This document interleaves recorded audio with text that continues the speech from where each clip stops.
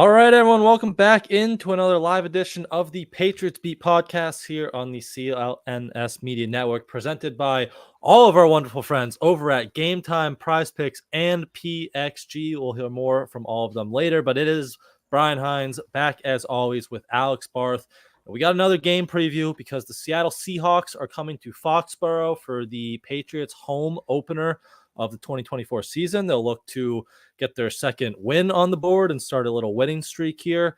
We'll have Malcolm Butler and the 2014 Super Bowl team, some of them, not all of them, back in town to ring the bell on the Lighthouse to kick this one off. So should be some good energy there down in Foxborough, hopefully, especially coming off a win. The vibes seem pretty good with the players, so hopefully the crowd and the fans can fill up Gillette, and we have a good season opener on our hands. But it is the Seattle Seahawks 1-0 as well coming to town.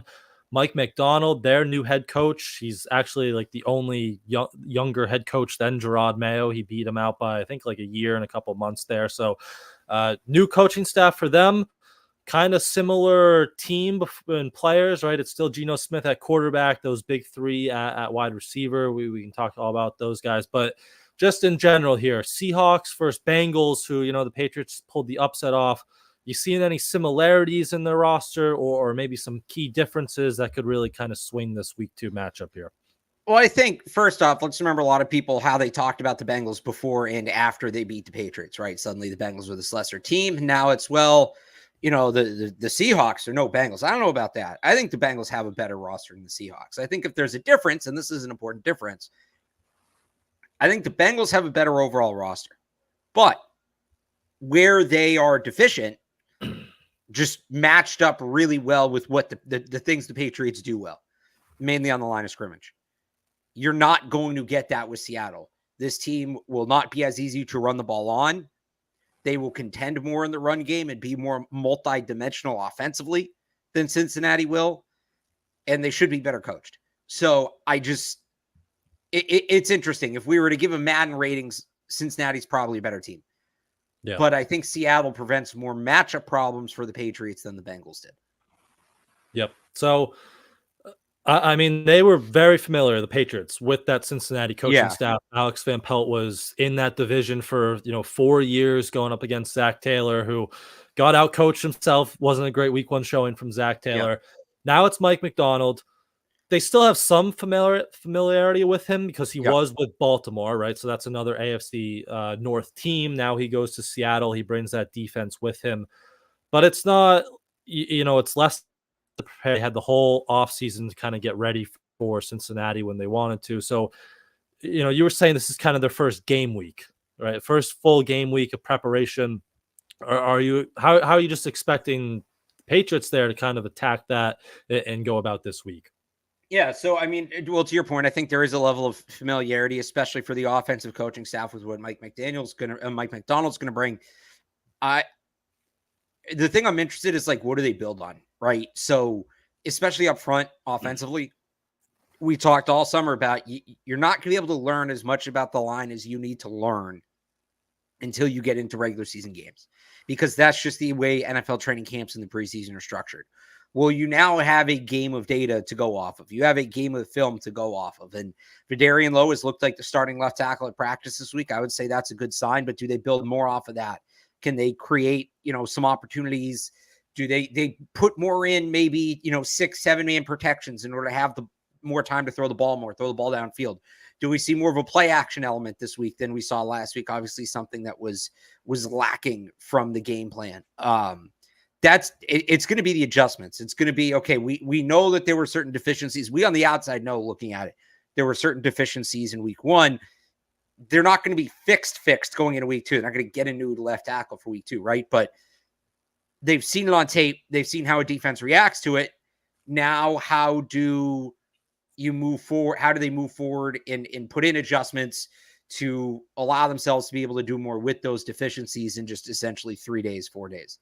Yep. They're going to want to run the ball. It'll be more challenging, right? You look at that Seattle front, like Byron Murphy, guy we talked a lot about, I think, in the pre-draft process, even though he wasn't the guy who made a lot of sense for the Patriots, like that kind of defensive tackle, defensive end position.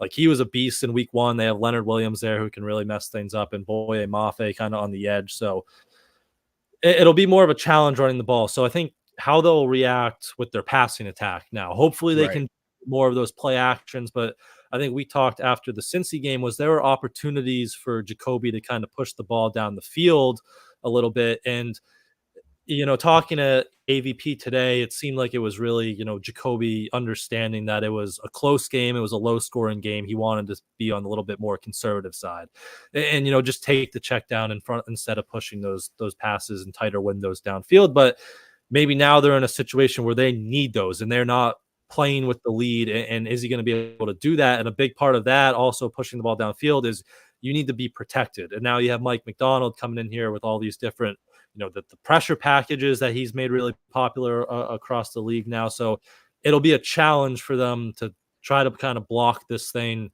and try to push the ball downfield a little bit. But do you think they maybe could find some more success in the play action passing, or just try to find a few more of those deeper plays down the field to get this passing attack cooking a little bit more? Well, I think it all starts up front, and I am going to sound like a broken record here, but I don't care. Like, I think part of the reason they didn't hit Jacoby Brissett didn't hit some of those open receivers, some of those deeper parts of the field in week 1 was he simply didn't have the time. He as a veteran knew he wasn't going to risk it. He knew he just had to get the ball out. So if you can keep it blocked or give the quarterback more time, that's going to help. Play action is going to help with that. Just establishing the run as a whole. The thing about these defenses like Seattle runs, it's so complex and it puts so much on the quarterback. So, okay, why doesn't everybody run it if it's such a chore for the quarterback? Well, it's really hard to do. You have to have really smart, aware players on the defensive side of the ball that just not everybody has. But part of what comes with that is there's a lot of processing that goes on.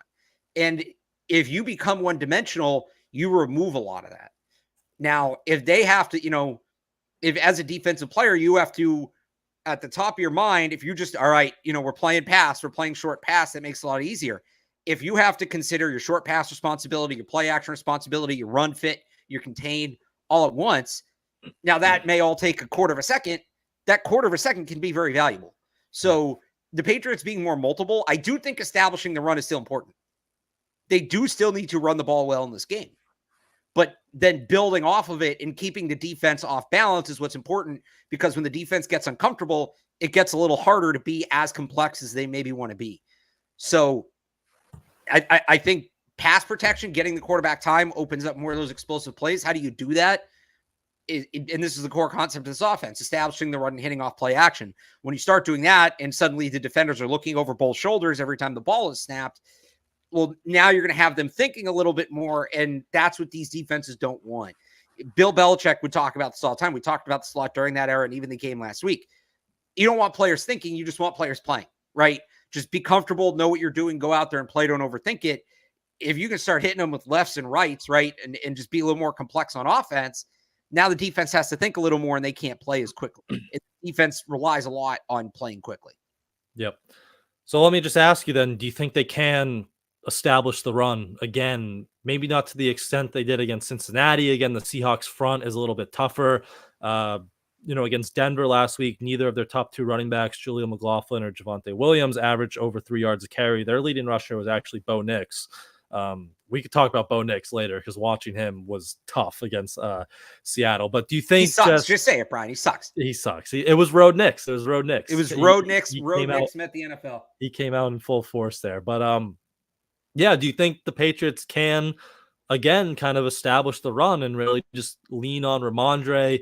I think we would both prefer a little bit more Antonio Gibson if he's healthier, right, to kind of lessen the Ramondre workload. But just as a whole, do you think this offense can really establish the run again against the Seattle front? Yeah, it's going to be tougher. I think some of it comes down to how's Ramondre Stevenson feeling after that game last week. Now, he got a veteran day off on Wednesday, which I think is great. But they're going to, and they're going to need to be more multiple in it. It was, they tried the outside zone. It didn't work. They just kind of went and leaned on duo. Can they make the outside zone work more? Can they mix in some inside run? They can't do it, but I don't think it's going to come as easy. The other thing, the Seahawks defense, really good tacklers. So you're not going to get as many of those. You shouldn't expect, I should say, to get as many of those missed tackles as he did last week. Now, maybe you do. Maybe Ramondre just takes it to another level. It'd be great, but I don't think you can count on that. Yep. Now, let me ask you, because he's mentioned, adjusting will be big for the offense. I don't think you were with us at practice, but Evan and Taylor had a long argument over the Patriots run game. And it's always funny watching them go at it because, Taylor's Mr. Optimistic. He'll tell you first, and Evan's usually on the other side of the spectrum. But, and I don't know if Evan just was talking this about you. I think you guys just did catch 22, right? But Evan's whole point was they should add more motion into the run game, right? Because you were running these duos and you get Ramondre on a corner, which is fine. But, Evan was saying, let's put some motion in there to just bump that corner out.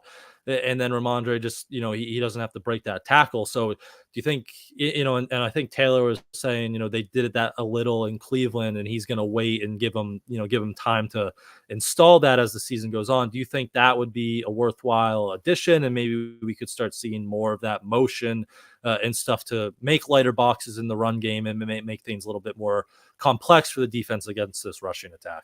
We should. I mean, Van Pelt's running, like you said. Whether we will or not, I don't know. But this was part of the problem with the offense they tried running the last 3 to 4 years. There was no motion. Yeah. And just to be clear, I try to give this explanation at least once a year because I think people lose track. Motion is kind of an umbrella term for two things. There's shifting, which is when a guy moves before the snap resets. When we talk about motion, we're talking about somebody moving as the ball is snapped. It doesn't have to be what the Dolphins do, which by the way is illegal. But just kind of some eye candy for the defense, dress it up, that kind of thing. Yeah, they should probably be using more of that. I think it would help them. I understand kind of easing that in. You're getting into a little more complicated concepts. It's not graduate level, but you're definitely going up a step once you add that. For a team that struggled to line up in the preseason, just overall, I understand kind of needing to take it slow there, but you had one procedural penalty week 1. And it was a guy that came into the game cold mid-drive. I think they might be ready for it, and I'd like to see a little more of it. Doesn't need to be – I think Seattle had the most motion last week, right? They're like 83% of snaps were with motion.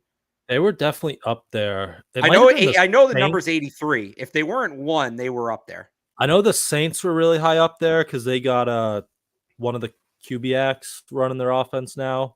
But, yeah, Seattle was definitely up there. Ryan Grubb, who their new offensive coordinator who came from the University of Washington, he was really kind of using a lot of those bells and whistles pre-snap, and they got some big rushing lanes open for Kenneth Walker, who we'll talk about in a bit here. But I think that would only kind of help things going forward. Yeah. And so, again, it's week 1, but maybe we see more of that going forward. Yeah, I would say, again, it doesn't need to be that level. That's why I brought that number up. Yeah. I don't know that you need to be at 83%, but I think the Patriots were like 30th, though. So yeah, if you could split the difference maybe or something. I think it was something like 10%. Like if you can get that up to 25, 30, that's probably a better spot to be. Yep. I agree. All right, rest of the offense. But before we do that, very quickly, Prize Picks, America's #1 daily fantasy sports app with over 5 million active members. It's the easiest and most exciting way to play daily fantasy sports because unlike other apps on Prize Picks, it's just you against the numbers. I know Caleb Williams and those rookie quarterbacks didn't have a great first week, but only one Caleb Williams passing yard gets you 1 win on Prize Picks every week in September. That's right. Only 1 yard gets you an automatic win every football weekend in September. So that's 3 more weeks of free W's, and that's gone when September ends. And there's nothing worse than someone you pick in your lineup going down with an injury. So Prize Picks is the only real money daily fantasy platform with an injury insurance policy so that you stay and play even if one of your players gets injured. If your player leaves in the first half and doesn't return, Prize Picks, your picks are still live. We'll have plenty of Patriots picks this week. Jacoby Brissett, Demario Douglas, Ramondre. If you want to go back to him, there's plenty of lineup options. We'll give some of our picks later in the show. So download the Prize Picks app today and use code CLNS and get $50 instantly when you play just $5. That's code CLNS on Prize Picks to get $50 instantly when you play $5. You don't even need to win. Hopefully you do, but you receive the $50 bonus anyway because it's guaranteed on Prize Picks. Run your game. Okay. Back to the offense. Let's talk about some more of those skill guys. Yeah. I want to see more Jalen Polk. We talked about it after week 1. He only had 1 target. looked like he was getting open a lot today. I was asking receivers coach Tyler Hughes, and he kind of agreed. He said, he showed really good separation ability, but sometimes he kind of pointed to the game plan week one. He's like, sometimes things open up in the game plan that you're not, preparing for. But he said we want to lean on him more moving forward. So he only played 54% of the snaps, which was the lowest among the 4 receivers who played. So I want to see more Jalen Polk out there, and I want to see him get more targets. I think that would be big kind of for this offense. Yeah, I think he definitely earned a bigger role. It's just going to be tough because KJ Osborne seems to be the most trusted receiver, and it's really hard to get both of them on the field at the same time and do what the Patriots want to do schematically. So I think when people, I don't want to put words in your mouth. I think he played the right amount. I think it's about getting him the ball more because he's earned it. Yeah. If that makes sense. Like, I don't need to.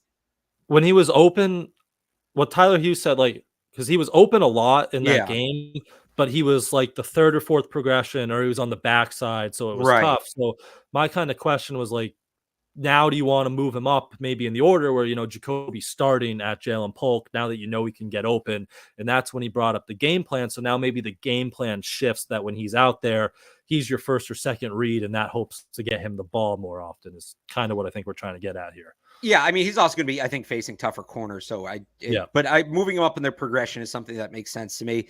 I want to see more Pop Douglas, and I understand why he's not on the field as much as he is, because they want these jumbo sets. They want Cade Wallace out there.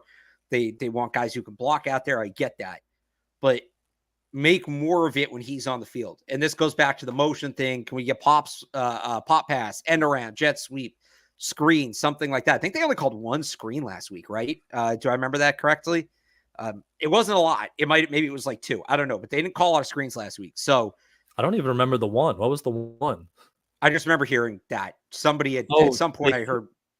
They definitely threw 1 to Ramondre, and I think it got blown up right away. So it was definitely 1. Yes. But, working more screens into the game plan for Pop or Ramondre or whoever. But I never want to force the ball to a player. But at the same time, there are some guys that you just want to get the ball in their hands and let them create, and you can scheme ways to do that. Now, it's a fine line. I'll toe that line with Pop Douglas, especially this week when, you're going to need guys who can create after the catch. You're going to need guys who can create explosive plays without the quarterback having to do most of the work. And by the way, how about us calling for a Patriots team to run more screens? Talk about it being a whole new era. Yeah, seriously. I was kind of surprised, though. We only saw 1 last week, because that's a big part of the offense. We saw a ton, like in practice, in training camp, they would start every, kind of practice with a walkthrough, and they'd be throwing these tight end screens all the time. And the tight end screens are a big part of the offense too. So maybe we see some of those to the tight ends there. But yeah, Pop, he'll probably get a lot of Devon Witherspoon, which will be a fun matchup no matter what, but maybe Pop could use his quickness there. I'd imagine Tyquan, this might be kind of just go stand over there and occupy Tyreek Woolen on the field, on the boundary side. So it might be kind of a quieter game from Tyquan, but maybe you still see one of those just kind of throw it up to kind of keep the defense honest and respectful of his speed and kind of space things out. So, but I wouldn't expect much against him, against Tyreek Woolen out there. He's a really good corner. Him and Witherspoon's a good combo there, but more Pop, more Polk. Hopefully, I'd imagine it's still those kind of 4 receivers. I don't really see Booty or Baker working their way into this lineup yet. I don't know if you feel much different about that, but I think it's going to take an injury for one of those guys. Now Booty was practice squad player of the week, so maybe hearing some more reps, but it seems like they're going to keep a tight rotation. I sort of understand why they are. We're talking about, getting Polk and Pop more involved. Those are probably your 2 best receivers right now with Kendrick Bourne out. So I understand why they're keeping a tight rotation. I think it needs to take an injury, but maybe Kayshon Boutte earned himself 5 or 10 snaps after being practice player of the week. Yep. Anything else you're looking for on the offense? I mean, again, you mentioned quickly earlier, Vidarian Lowe looks like the left tackle, and then Michael Jordan still is the left guard because City So hasn't practiced. We don't have the injury report yet because it's a West Coast team, but he was a DNP yesterday. So offensive line looks like they're going to start with what they finished with last week. But yeah, anything else with this kind of offensive game plan going up against McDonald there? So I kind of touched on it. I like the Caden Wallace tackle eligible The looks. muscle tight end. The muscle tight end, which I love that. Yeah. I would keep that up. They need to be a little more varied out of it. Was 17 runs on 18 snaps, I think. Yeah. I believe so. And I'm not saying throw it to Caden Wallace, but if you're going to do 6 into protect, which they're going to need to do at times, I'd rather Caden Wallace stay in as the 6th man than Ramondre Stevenson or Hunter Henry. And if you're losing like Henry going out in the pattern, you can do that you could do it in 12. You can also do it in 11 and just not have a tight end. And it would be like keeping Hunter Henry in a block. So, and then maybe down the road later this year, you leak Caden Wallace out, you throw it to him. But yeah, I don't hate that. He's catching a touchdown. Yeah, I like that look. I like the look of him in there. I would just throw a little more out of that look. A little more diversity. Keep him, a little more honest out of that. So exactly, yeah, a little less predictable. And look, there is an element to their offense. I think somebody asked Scott Peters today, like, how does it feel that you told the entire world your game plan and you still executed it? Like, there is an element of their offense that certainly is. Everybody knows what we're going to do. We're just going to execute it at a level that you can't stop it, which there's something to be said for that, especially this team when it comes to running the ball. But you don't want to become totally one-dimensional out of any one specific sort of look. Yep. But that can also be one. Sorry, it's funny because it's Seahawks week. I was thinking about this. The last time these teams met, which was in 2020, also week 2, they had that Cam Newton goal line package that like dominated through the first 7 quarters of the season. And they threw it too. Unstoppable. They threw it early in that game. What happened was they burned the shot. And that's essentially, it's not a shot play, but out of that look, it's a shot play. Whereas if they'd run it earlier in the game when Seattle's still struggling with it and then thrown it. So I don't know. You need to come out the first play and go 4 verts with Wallace being the extra protector, but I do hope they have some sort of counter off of that. That, all right, you've been loading the box against us with this tackle eligible look all day. Well, now we're going to hit play action and come behind you, and we can do it because we have the extra time because we have Caden Wallace in the block. Yep. They have some awesome games against the Seahawks. It's absurd looking back. Mentioning that one, the Super Bowl, obviously, the one where Gronk and Chandler end in the end zone here in Foxborough. The other one in Seattle. This one in Seattle. Just awesome games with them. So hopefully we have another. One of Brady's only 2 Revel Speed games, which I try not to think about. But I know that one always gives it's a dark era because it was a bad game with the helmet. So I have a friend who has a Tom Brady poster. And it's not like in game. It's like Brady just cut out on like a Patriots logo background. But I'm like, I can tell you exactly what games that's from. And he's like, he's not really a football nerd. He's like, how the hell do you know that? And I'm like, you see that helmet? And he just rolls his eyes at me every time. And I'm like, you need to get rid of that poster. It stands out. It really does stand out. Yeah. We'll also call our shot. They're going to hit a big run play off a toss or a pitch because shotgun toss. But maybe shotgun. We'll see because Denver hits a few off Seattle, and they've been looking like they might hit one of those. So you're going to see some draws out of shotgun and then a shotgun toss, and they're going to break one in the run game. So put that in your notes. I don't know if you can take that to Vegas or a sports book somehow, but that's going to be our call for the day, that they're going to, go the draws and then a toss, and then who knows, maybe they'll hit a play action pass RPO off that as well. So look for those out of shotgun, those toss plays as well. And then are they taking them to the hill? Are they going to take them to the hill in this run game? That's more of the other side of the ball. I'll save that to big picture. I think the Seattle team is going to be harder to take to the hill. You had a Bengals team that was poorly coached, that had a ton of internal infighting, that historically starts slow, that was dealing with these massive expectations, a ton of weight. That team tapped out. Let's be honest. I don't mean to take anything away from the Patriots because they made them tap out, but that team tapped out. Seattle got off to a rough start last week. They did not tap out. They fought back. The Patriots punched the Bengals in the mouth, and the Bengals cowered. Seattle's not going to, based on what we saw last week, Seattle's not going to cower like that. And I would bet with a coach coming from the Ravens, who famously, maybe more than any team in the NFL, can take a punch and give it right back. They're not gonna, ball up either. So it'd be great if they can take them to the hill. I think it's going to be a lot harder to get there against this team than it was against Seattle. Yep. I agree with you there. But let's talk about the other side of the ball. Go to the Patriots defense very quickly before we do that. Game time. We all love going to football games in the fall. Billy O could have a top 15 team as they come back to Chestnut Hill next week if they beat Missouri this weekend for Red Bandana Night, primetime Saturday night, which would be an awesome game.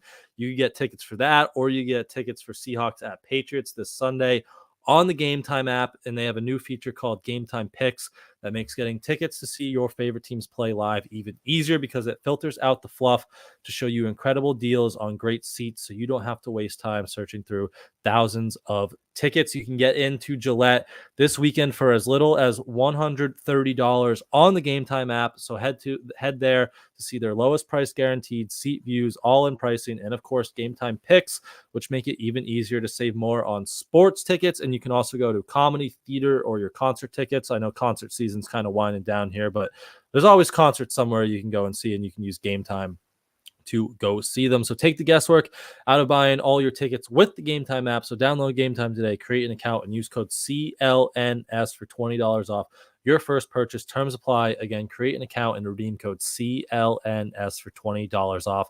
Download Game Time today. What time is it? Game time. All right. Patriots defense. They will face off again, Ryan Grubb. We mentioned him, the new offensive coordinator for Seattle. Geno Smith still at quarterback. Your big kind of question here is three really good wide receivers: DK Metcalf, JSN, Tyler Lockett, and then Kenneth Walker in the backfield. Are you loading up the box to stop Kenneth Walker and try and seeing if Christian Gonzalez can just handle these receivers, or are you devoting more resources to the secondary and hoping your run defense can kind of take care of Kenneth Walker, which that's kind of what Denver did, and then Kenneth Walker just lit them up in those light boxes. But how would you kind of approach going after this Seattle Seahawks offense?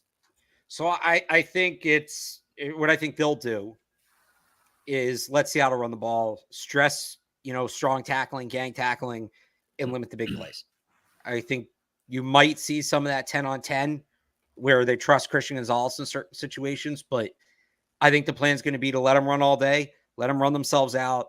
Again, swarm the ball, tackle at the ball, and make them march their way down the field without mistake and see if they get impatient. I don't think this is not the kind of defense that's going to sell out to stop the run.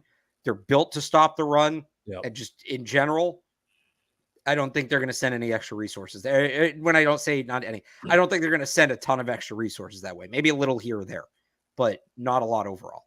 Yeah, that's the thing. Like with Denver, they let them run, but they don't have a great run defense, right? Like they don't even have a great defense. It's Pat Surtain in the secondary, and that's really it. With this Patriots defense, the run defense, like last year, was one of the best in the league. I know they had that one drive against Cincinnati where some of their gaps were wrong and they got beat a couple times, but they have a really good run defense. That's the strength of this defense. So take your chances there that they can slow down Kenneth Walker, who also, we'll see if he plays. He didn't practice yesterday. He has an oblique injury. Again, it's unfortunate we don't have the injury report yet. If he doesn't play, that changes a lot for me. I'll just say that because Zach Charbonnet, who wasn't not nearly the same level back. I think he had like 12 yards on like 7 carries last week. So big difference to Walker, who had over 100 yards. But right.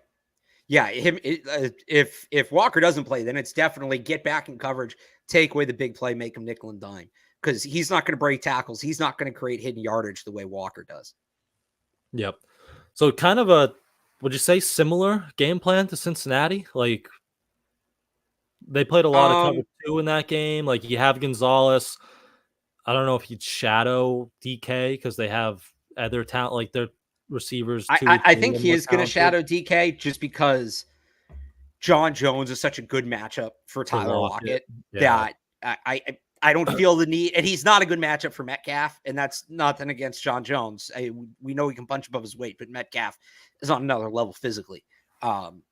those just make sense. The only change I would make is if JSN really starts getting you in the slot, maybe you move John Jones in the slot and see if Alex Austin or Marco Wilson with help does enough against Tyler Lockett. That's the adjustment I'd make. But I mean, similar. I think you're maybe a little more aggressive in the pass rush. This is a big game for Keon White. Seattle's banged up front. George Fant, the starting right tackle, didn't practice Wednesday. I think his status is like legitimately in doubt. Both their guards are listed on the injury report as well. Charles Cross, their left tackle, is a really good player, but I'd be moving Keon White all over, seeing where I can get pressure. I think he can be a little more aggressive from the front, especially if Kenneth Walker's not playing. On the back end, probably a little bit of the same, though, where you go into that cover two, you take it away over the top, and you just kind of allow that short stuff. Like one of the passes Gonzalez allowed, one of the completions Gonzalez allowed against Jamar Chase, I think we remember, it's like 2nd and 7, and it's a 5-yard hitch, and he's playing at the sticks. I'll give that up all day. I don't care. I'll give that up all day. Hey, that doesn't matter. I think just kind of if you allow those against this offense, that's a win. Yep. I was trying to find it. Like Geno Smith's his average air yards last week was only 6.7, which was like right in the middle of every week one passer. Okay. So again, that was kind of Denver's game plan, keep everything in the passing game in front of you, and they let them run. But again, the Denver run defense just was not good. And with all that misdirection and motion we were talking about from their offensive coordinator there, they were able to, hit some really big holes in the run game and really gash them on the ground. So you hope your run defense holds up and then keep everything in front of you in the passing attack. Keon White, take advantage of those interior rushers. Josh Uche, I thought even, I know he had some plays where he lost contain, but I wonder if that's also just they're letting him go a little bit more. So like to see him against these tackles, see if he can build on that. Right. And go from there. I don't know anything. You mentioned those fourth corners, maybe third boundary corners. Do you think it was Marco Wilson in week 1 over Alex Austin, and then he had the DPI? Do you think maybe that flip-flops this week and maybe Alex Austin gets some of those reps? I don't know. Like, that's a good point that you bring up, but Wilson's a little bit faster, right? And he's more experienced. So. I think if it's on Lockett, that's probably where I go. I just think he's a better fit. Now, if they're going to try those guys on JSN, then actually I would think it's Austin, who's just a little bit more physically imposing. But Alex Austin, who hasn't played a lot of football and maybe isn't as explosive an athlete as Marco Wilson, I don't think he is. It's close, but I feel like Wilson's a better matchup between the two. Marco Wilson ran a 4.35.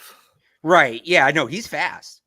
He's I didn't think he was that fast. I knew he was fast, but I didn't know he was that fast. Damn. Yeah. I feel like I get what you're saying. Like, he committed the penalty, so give Alex Austin a shot, and it's really neck and neck there. Matchup wise, I would probably go Marco Wilson. Yeah, Austin ran a 4.55. So he's a little more like big, physical. Bigger, yeah. Right. Like if they were for whatever reason going to take Gonzalez off of Metcalf, I would go Austin over Wilson there. Yeah, that would make But I think on Lockett, you want somebody a little more quick. The speed. Yeah. And just somebody this is a veteran, very savvy route runner, just somebody who's seen, not that Marco Wilson, is a seasoned vet or anything, but he's seen a little more football than Alex Austin has. Yep, definitely.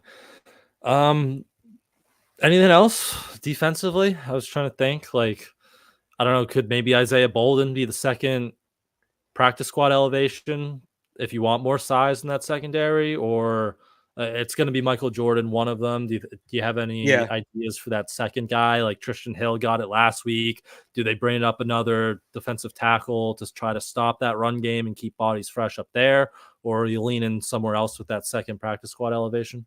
Well, because of what we just talked about, I certainly think Isaiah Bolden would make a lot of sense. My other big question with the defense, I'll say overall, is just, again, where does Keon White play? And he's probably going to line up in multiple spots, but do you put him over the left tackle, who's their best, like in the gotta have it downs, right? Do you put him on the left tackle so he's rushing off the blind side where he can maybe be the most effective just in terms of X and O's? Or do you try to pick matchups with a backup right tackle or an injured guard and try to take advantage there again? I think they'll put him everywhere over the course of the game, but 3rd and 5, Seahawks got to pick it up or the game's over. Where are you putting Keon White? I'm going to be really interested to see how they use him in those spots. Yep. I agree with you. That's their big pass rusher now. So like to see. I mean, it was encouraging that he was winning on the edge last week because we know he's more comfortable and better on the interior. But yeah, we'll continue to see where he kind of picks and chooses his matchups there. So, any last thoughts on Seahawks offense, Pats defense? I don't know where you at with Geno Smith, just in general. Solid player. He's not going to make a ton of mistakes. Like, he's kind of a better version of what Jacoby Brissett is at this point. He's not going to make mistakes. You're not going to be able to rattle him. They rattled Burrow last week. We kind of talked about this on Monday. Like, I think Joe Burrow needs a sports psychologist. I think his wrist is fine. I just don't think he believes it's fine. They rattled him. They rattled that offense. Geno Smith's not going to get rattled. He's going to be able to keep that group together. You've got Tyler Lockett, DK Metcalf, two very experienced players. To my point, I get kind of the same point I gave when we were done talking about the Patriots offense and the Seahawks defense. I'm not saying they can't take him to the hill. It's going to be a lot harder to get him there because this team's going to punch back in Geno Smith in a big way. This dude's resilient. He's probably one of the most resilient players in the NFL. To have the start to his career that he had and come back and do what he's doing now is incredibly impressive. And it's awesome to hear all these quarterbacks around the league, guys like Baker Mayfield and guys like Mac Jones, talk about him now as like a standard for, your career doesn't start the way you want it to. For a long time at quarterback, that was a death sentence. And now because of a guy like Geno Smith and Baker as well, to an extent, like that kind of has been disproven. So I have a ton of respect for Geno Smith. I don't take him lightly. He's not Joe Burrow, but I don't think he's a cupcake matchup either, right? Yep. This isn't facing Zach Wilson last year. This isn't, who was the backup in Detroit when they played? Oh no, it was Goff. Who was, they played another really embarrassing backup last year. Who was it? Last year? They played a couple of them or 2 years ago. They had a stretch where it was like 6 or 7 backups in a row. Like you're not facing Trevor Siemian. You're not facing Mike White. Didn't they play like, who was there with the Colts? Was that like Matt Ryan? Like the ghost of Matt Ryan? The guy from Texas, Sam Ellinger. Oh, Sam Ellinger. His first career start. Yeah, that was it. That was, oh my gosh. So yeah, and I don't even want to put Geno Smith in the category with those guys because he's so much better. But I think people still think of him as the guy that failed out in New York, and he's not. Yeah. And so he's somebody you need to account for. He certainly is. But at the same time, like, he can be had. You can put him in situations where he will struggle. It's just going to be tougher to get there. Yep. I agree with you there. But special teams very quickly, and then we'll end with some college football and our Patriots prize picks of the week. But we can get a little Thursday night football talking too. Also very true. But special teams, if this is going to be another kind of close game, kind of another rock fight, like, special teams is going to be very important. You need those hidden yards. Hopefully, I don't know the weather for Sunday, but hopefully Joey Sly can keep. Looks beautiful. 79, high of 79, just says sun, so no wind 73. or rain. Nice. Yeah, no wind. So it should be a beautiful day. So good football kicking weather conditions for Joey Sly and Bryce. I don't know if you can count on a turnover like from Joe Cardona every week, but if you could just have another really solid special teams performance and win those hidden yard battles, like, that's going to be really big. Honestly, every week for this team, but especially in another one of these rock fights like this. Well, you got to be careful too. Seattle blocked a punt last week. Yeah. So they're going to be coming with something. I think you're going to see a better special teams operation than you saw in Cincinnati. So they had a big return too, I think, actually, right? Or no, I'm thinking of the Bears. But yeah, you got to win again on special. And like every week, that's going to be a thing. They're not talented enough that they can go into a game, be so on special teams and expect to win. Doesn't mean they can't, but it's going to be a lot harder. You got to be the better special teams unit if you're going to win. If you're the Patriots this year, that's just kind of the reality. And that's true in this game as well, against a team that had a good special teams game last week. Yep. Michael Dixon, it was a great punter. So just shout out him. But yeah, you're not talented enough. So you got to win the hidden yards. You got to take him to the hill. That's like, does the take him to the hill give you like Miracle on Ice flashbacks when they're doing the skate after the one game where All they get right, embarrassed. let's. Okay, I know it was an upset, but let's pump the brakes with the Miracle on Ice, Brian. I'm not saying they're gonna be like a Super Bowl team, but like I remember sitting in camp. I was talking to our good friend Kevin Stone of the New England Football Journal when they're just like hammering these conditioning drills, and I'm like, the Herb Brooks quote, "You're not good enough to win on talent alone. Yeah. Like, we got to be conditioned." Like, you're not getting a little bit of those flashbacks. Again, not saying they're gonna upset the Russian Soviet team and win the gold medal, but it's just the idea behind it. Yeah, look, I think there's a reason it was a point of emphasis. I think the coaching staff knew that they would have to simply outlast teams in order to be able to win some of these games, and that's good. And it's not just running the hill. I mean, we talked about this. This was a brutal camp overall. The length of some of those practices, the intensity of some of those practices before they even got to the hill was a lot. That being said, the whole slogan of it, I bought in so hard on the boogeyman defense. It was my second year covering the team. They were 9-0. They had those awesome shirts. It was right around Halloween. I was like, hell yeah. I bought in so hard on that, and I looked like an idiot. So it's a cool slogan. Take them to the hill. Absolutely put it on a t-shirt. But I want to buy in, but I'm trigger shy on the slogans. It's only cool when you win. And right. Yeah. Win a couple more games. Actually, yeah. Win a couple more games, then put it on a shirt, and then I'll see how I feel. But no, conditioning was a main focal point throughout camp. That was clear. And I think you kind of saw why on Sunday. Definitely. So, all right, that's our Patriots Seahawks prediction. We'll have a few other things to touch on, but before we do that, we have a new sponsor that, again, we are very excited about, and that is PXG with their new Black Ops irons, which are game improvement missile launchers that feature X-Core 2 technology and a dual cavity design that combines with their high strength, ultra thin steel club face to deliver superior forgiveness, absolutely explosive distances, and a feel that's softer than a baby bunny. And new Black Ops irons are incredibly easy to hit and maximize performance, and they're fun to hit because they're only $149.99 a stick. That's a great price for a great golf iron. Barth and I both went up to the Framingham PXG store. They have a beautiful setup there, a couple simulators. You can go up, you can get fitted for your clubs. I went with my guy Brian, hooked me up, hitting them 40 yards longer, adding 20 miles an hour of ball speed. He also helped me hit them a little straighter. I took him out to the course last weekend when I got him. You could tell an immediate difference. I know you had some similar success as well. Have you gotten out and hit your new irons since you got them? Yeah, I have. It's been great. And for me, it's like I don't swing that hard. I'll admit that, but just so much easier to get the ball up and straight. That's the biggest problem with my game is elevating the ball. And it's great. You go in and they keep handing you different clubs. And all right, we're going to tweak this, we're going to tweak that. And you see, they set it up on the track, man, where you can actually see the progress where, all right, it's going further, it's going straighter, it's going higher and things like that. So yeah, huge help. They've been great.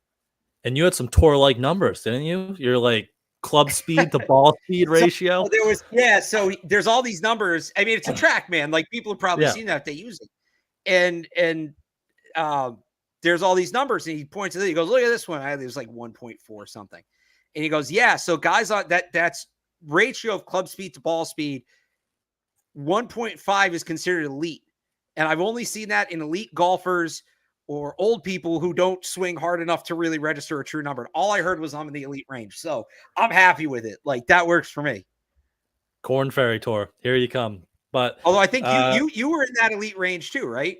Yeah, I was like 138 to 143, 144. So like a little lower, but in that range too. So we were right there. And you guys could all be right there as well if you take the PXG Irons Challenge. It's a ton of fun again. And if PXG's new Black Ops irons don't outperform your current irons by delivering either more distance or tighter dispersion, which means better accuracy, hit them straighter down the fairway, during your fitting, you'll get a $100 MasterCards reward card. So hurry up. This offer ends October 7th. Book your fitting today at pxg.com. That's pxg.com. Again, we went to the Framingham store. They were excellent there. You could ask, I saw Brian, you saw Brendan, I believe it was, correct? So you can go there. Awesome clubs, make your golf game better, more enjoyable out there when you're hitting it farther and straighter, definitely. So make sure you guys check out PXG. But college football or Thursday night football? Where do you want to start? Let's start college football. Look back and look forward. College football. We haven't really talked about it much. Well, I mean, teams want to know. Nobody's thinking about the draft right now. It's I know nice. The draft is just all of a sudden like left tackle. Who we got? Vidarian Lowe out here playing decent ball against Trey Hendrickson. But I mean, one of the big matchups this week is local. Billy O has done a tremendous job with that Boston College team. 24th in the nation. They're going to Missouri. Good chance to see not only Billy O, but Luther Burden, one of the top wide receivers in the country. So that'll be. We can probably make this a Boston Sports Minute, right? It's Boston College. Yeah, true. So that's like one of the only ranked matchups this week. And there you go. It's Billy O, one of the top wide receivers in the country. So really good game for the Patriots. Fans to watch. Anything else you're watching in the college football, players, matchups, anything specific? It's a weird slate. It's a really weird slate. It's kind of all over the place. Alabama at Wisconsin is interesting just because it's not Alabama going to Wisconsin. You never really see that. There's some of the big time players have bye week. The late game, the Colorado, actually it's not a late game. I think Colorado State, or is it? I got it right here. This year. I remember it was the late game last year.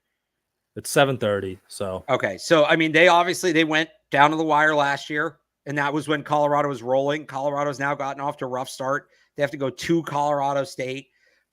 You're a Patriots fan, and you're somebody who wants them to take a tackle in the first round, but you're also wondering about a receiver, Torrey Horton, going up against the receiver from Colorado State, going up against Travis Hunter is going to be a great matchup. That'll be a fun matchup. So that's probably like the sneaky most interesting game for me. It sucks that the Apple Cup and the Platypus Trophy are being contested in week 3. It feels wrong and gross. RIP the original Pac-12. The Pac-12 is back, which is awesome. They need to add 2 more teams. I would look at Canada, but it's a weird. The fact that it's a weird slate with no like incredibly hyped up games. I mean, the game day game is LSU a bad South Carolina team. The fact the slate sucks. It should have been Wisconsin game day. It should have been. Oh, it absolutely should have been. Yeah. Because again, we're like Wisconsin's not great, but when are they going back to Wisconsin? There'll be plenty of chances to go down to the SEC. But the fact the slate is so weak on paper tells me it's just going to be an awesome week of endings. Like these are always sneaky, super fun weeks. Yeah. Yep. The only other ranked matchup is Arizona, Kansas State, which is Friday night. So that'll actually be a really fun game. Another draft prospect in that one, Tech McMillan. Yeah, so that would be a good chance. There you go. If you just watch that and then the BC game, those are like 2 of your top wide receivers you can watch if you want them to go that route. Do you give Billy O any chance down there in Missouri this weekend? I give him a chance. Look, 16-point dog, but BC's defense has had the upper hand in both. I mean, obviously against Duquesne, but like they had an upper hand against whatever DJ Uyunglele has become with Florida State. And it was really just about the offense not blowing the game. It's kind of relevant to the Patriots. Like it was literally just about the offense not messing up and the defense capitalizing on the opportunities. This is the first time I think that defense has had a significant mismatch. Luther Burden's a really good player. I know he hasn't had a great start, but I really like Brady Cook too, the quarterback from Missouri. This is not going to be as simple as the offense being along for the ride. The offense is going to need to punch back in this game. It's a huge test for Thomas Castellanos. It's a test for Bill O'Brien, just designing things on the offensive side of the ball, things like that. I give him a chance, but Missouri's a top 10 team for a reason. I think that's legitimate. I think they're a playoff team. So this would be a statement win for BC. I think even if they keep it close, look, I think BC can make the playoffs with or without this win. I actually think this game's irrelevant. I don't think they're getting in as an at-large team no matter what. Right? Like one loss against whoever, I don't think they're getting in unless they win the ACC. The only way they get it, so they can lose this game, still go unbeaten in conference play, win the ACC and get in. To me, what this game is about is recruiting. To me, this game is about Bill O'Brien showing on a national stage that he's really building something there. And, you beat Duquesne by 50-something points. Congratulations. No, this is about showing that this team's for real. This is a very crucial point on the recruiting calendar. If they can just keep it close, and Billy O can kind of go to recruits and be like, look how close we are to beating a top 10 team in the country. Like, you're the missing piece. Come on. Like, that's the win for Missouri, for BC, is they just look competitive. They just hold up. They go punch for punch. Covering 17 points would be great for them. I think they can do it. I don't love that. Like, I feel like that's about the right line. I'm not going to give any betting advice, but it's a chance for, I know there's the kind of joke out there, right? Bill O'Brien's building a monster in Chestnut Hill. Well, this is how you validate it. Yeah.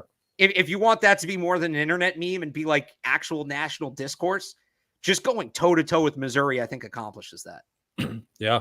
And then he comes, I mean, if they win, which again is going to be tough, but like you could come home next week, top 15 team in the nation, and then you have a primetime game against Michigan State, red bandana night. Like, bad Michigan State team, that's a brand name though. So a game you should win against a school that a lot of casuals, which by the way is a lot of BC fan base, a lot of the casuals think is a team that's like good. Then you're going Western Kentucky, Virginia and Virginia Tech both suck. You come back here on a Friday night against Louisville at the end of October, a ranked Louisville team. You have the entire eyes of the nation on that game. That would be a game day game if it wasn't on a Friday night. And now you're off and running. So yeah, the upside if they win this game. All right, let me ask you this, Brian, to bring it back. What creates more unhinged hype hysteria? BC beating Missouri or the Patriots starting 2-0? I think the Patriots still, just because it's the Patriots. Like, they're always going to be bigger here. But all right, well, let me ask it. Let's say the Patriots lose and BC beats Missouri. How big of a story does BC become in Boston? I mean, they're already. Is this like BC's bigger now than they've been in since Matt Ryan's been there? But I think nationally, I don't think locally. They're a bigger thing nationally right now than they are locally. The BC fans are fired up. They've been on the front page of like the Boston Globe a few times. Which have they been? Okay. Which like that's all right.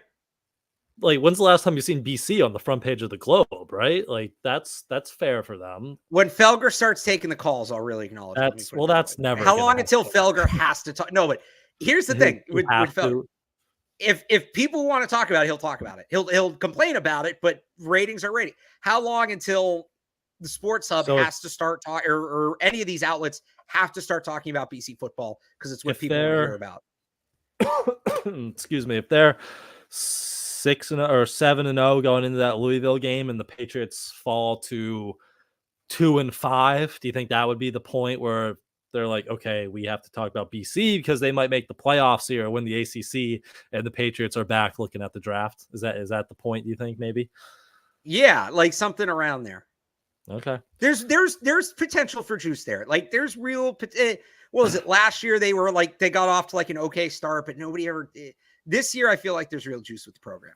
Yeah, definitely. So that'll be fun to watch. Just even if they can keep it close to Missouri, that'll be fun. But happy for Billy O, what he's building there. It's been a good start, but another test for him here. So that's kind of your college football minute. Any thoughts tonight about Bills Dolphins? I believe it's in Miami. So Josh Allen got off to a good start, 4 touchdowns last week. Miami started slow against Jacksonville, but kind of came back. Jacksonville kind of Jacksonville, and Miami came back. So any thoughts on tonight's AFC East matchup down there in Miami? So the Bills are going to win because, one, the sun's down, so they don't have the sun beating down on the sideline, which we know is a big problem for them. And 2, Mike McDaniel doesn't beat good teams. I can't believe Mike McDaniel got a contract extension this offseason. He should be on the hot seat. He's not. And it's the early season Bills. Like, Josh Allen hasn't taken all those unnecessary hits yet. So I think the Bills win. I think the Bills win comfortably. I actually think it might be a little bit of a snoozer. I'm looking forward to Arizona State, Texas State in a little bit. But yeah, I don't know. I know I should be excited for this game, like early season Thursday night football divisional game. Don't get me wrong. It's great to have football back on, but am I nuts for thinking this? What's the number? Like, am I nuts for thinking this could be over by halftime? So the Bills are underdogs. Oh, really? Well, I'm gonna go make. They were like right now. 2. I looked about 2 hours ago. They were 2.5 point dogs, which was kind of surprising. I I don't figured get because that at all. I think they're gonna win, but yeah, they're still Yeah, I mean, 2.5 Miami, point. like you said, Miami almost choked the game away last week at home. Or not almost choked it away. Sorry, like almost blew it early. They didn't come out hot. The And Bills are gonna. they're without Mostert. A-Chain's already banged up, like as always. A-Chain is so active. I did see that. A-Chain he's is active. Okay, but he's banged up, so we'll see how much he plays. So, yeah, I like Buffalo. You can't trust Miami against good teams, and the one thing they have against good teams is early in the year at Miami, but it's nighttime, so how much of an advantage do they have there? So yeah, I would go Buffalo. I don't know why they're dogs. I would think they're favored, honestly, but they're not. So I would go Buffalo there. Yeah, I'm with you. And I'm sure Josh Allen will throw 4 touchdowns. Everybody will get all hot and bothered, and I'll just sit here and roll my eyes. I'll take it. He's on one of my fantasy teams, so I'll take it. But do you have any players tonight in the real league? The fantasy league. I do not. No, actually. Don't you play Mike this week, or does Taylor play Mike? I play Mike. Big matchup. Did anyone? The Steelers He punters has out Sam Martin, but he's on his bench. The Steelers punters out for the year. Did anyone pick up Corliss Waitman, Patriots legend? I see Corliss Waitman has been picked up by Pinnham D. Okay. All right, we're paying Tyler attention. picked him up. He's on the bench this week. Good work, everyone. We're staying on top of the waiver wire. I know it's the Steelers offense, but I would also definitely bench my punter when they're playing Denver. There's not going to be a lot of punts in that game. Yeah, that's also fair. So yeah. Punter League, CLNS off to a good start, 4-0 for us. So we'll keep everyone updated there as always. But speaking of fantasy, we will wrap up with our prize picks, Patriots picks of the week. Barth, any players you're looking for? And I can read you their more or less line. Anyone that you think might have a good game or maybe opposite on a bad game for the Patriots here? Well, I mean, let's get let's throw Ramondre in there off the week he's coming off of. I'm at least interested to hear his number. So Mondre, we have more or less than 63.5 rushing yards. So up a lot. It was 48.5 last week, which we soared over. But 63.5 rushing yards. You could also go 14.5 receiving yards. You could also go his fantasy score, more or less than 13 points. Kind of a fun part of prize picks. You can go fantasy score. He's going to run for more than 68 yards. It might, like, they're going to keep running him. Yeah. Or you picked the Joey Sly Demon pick last week, which higher your payouts. That worked, yeah. Yeah. Mondre's Demon pick is more than half a total touchdown. So rush, receiving, you could add that in. Ooh. So what's the Joey Sly one? I don't see him on here this week. Is he not on here this week? Crushing. They're on to us. They know Joey Sly is a cheat code, so they took him off. But let's go more than 63.5 rushing yards. I think that's a good one for Mondre. Elsewhere, we have Pop Douglas, more or less than 34.5 receiving yards, more or less than 8 fantasy points for Pop Douglas, if any of those catch your eye. Is that PPR or no? I think it is. I don't know. It might be less than 8 points, really? I mean, what did he have last week? Like 3.2, I think, because he had 2 catches for 12 yards, so it would have been 3.2. What's Jalen Polk? What's Jalen Polk's numbers? We talked up this maybe resurgence from him. They list KJ Osborne over Polk. They have KJ Osborne for 24.5, more or less, receiving yards. You could go Tyquan if you think maybe Tyreek Woolen is going to kind of lock him down. You could go less than 20.5 receiving yards. No, because he can get that on one catch. But that's the issue. Jacoby, 183.5 passing yards, more or less. Half a touchdown more, half an interception, more or less. If you think he's going to run again, 15.5 rushing yards, more or less. He might actually. I think he is going to need to scramble more, but I might take less on that. I feel like there might be a coaching point. Hey, run less, try to throw the ball, and also the Seahawks defensive line is so athletic, it's going to be a lot harder for him to break contain. All right, so less than 15.5 rushing yards, and we'll take Mondre more than 63.5 rushing yards. That sounds like a winner. And then, of course, you can pair that with the free Caleb Williams over just half a passing yard square in September. I wouldn't take it if it was Bo Nix, though. I would not take that one if it was Bo Nix. You never know with Bo Nix how that's going to go. Can we throw a Seattle one on there? We can, yeah. What do we got for Seattle? Because we need 4, right? That's 3. I mean, you can just do you can do 2, but we did 4 last week. I feel like 4 is a good number. Yeah. So I mean, technically, you do need players on separate teams, but we checked that box with the Caleb Williams one last year. But let's throw a 4th on there. How confident are you in Christian Gonzalez against DK Metcalf? 54.5 receiving yards for DK Metcalf. I mean, has he allowed that against anybody? Probably not, honestly. Geno Smith, 221.5 passing yards. You know what? I almost want to go less on that because only 8 quarterbacks threw for over 200 yards last week, right? Yeah, honestly. The only thing I would say is so we went if Kenneth Walker doesn't play, or are they going to throw it more? Oh, but if Kenneth Walker doesn't play, the Patriots can play the pass more. That's also true. We got an injury report. Let's see. Oh, all right. City So, the lone DNP for the Patriots. Kyle Duggar, JaMychal Hasty, Layden Robinson added as limited participants. Kenneth Walker did not participate again today, so 2 straight days without practice for Kenneth Walker. What happens if we take less on Kenneth Walker and he doesn't play? I would assume it's just. I think it just voids. Well, they have injury insurance, so it voids. Oh, that's right. Okay, so it voids. I kind of want to go less on Geno. Geno, less than. Yeah. So you can go less than 221.5 passing yards, less than 31.5 pass attempts, less than 21.5 pass completions, or you could go more or less than half an interception if you think they're going to pick him off. 21.5 completions feels high. What did he do last week?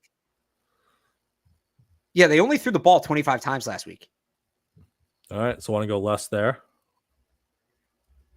Yeah, I think let's go less there. So we'll go. Our final lineup looks like Jacoby Brissett, less than 15.5 rushing yards. Ramondre Stevenson, more than 63.5 rushing yards. We have our Caleb Williams free square over half a passing yard, and then Geno Smith less than 21.5 pass completions. That's our winner. That pays out 9.5 multiplier. So that's pretty good payout right there over on Prize Picks. If you want to play, again, you get $5. If you play $5, you get $50 instantly, win or lose. So you could play that lineup for $5. It's a $47.50 profit right there. Not bad for a little $5 fantasy lineup. Again, over on Prize Picks, we'll tweet out that lineup again before the game on Sunday to refresh you guys if you want to play that. But again, go check out Prize Picks. That'll be our lineup for this Sunday. So I think that will wrap it up. Patriots Seahawks preview. Looking to start 2-0 and build a winning streak going on here to start the Gerard Mayo era in 2024. So we will be back as always next week to wrap it up. We'll have a recap that. We'll have a little bit of a different schedule after that, probably because of the Thursday night game, but should be back Monday to recap Patriots Seahawks. But in the meantime, you can follow Alex on Twitter at RealAlexBarth. Head over to 985thsportshub.com to read all his Patriots written coverage. And you can follow me on Twitter at I am Brian Hines and head to patspulpit.com to read our coverage over there as well. So thanks everyone for tuning in with us tonight. Have a wonderful football weekend, and we will see you guys next week. Bye.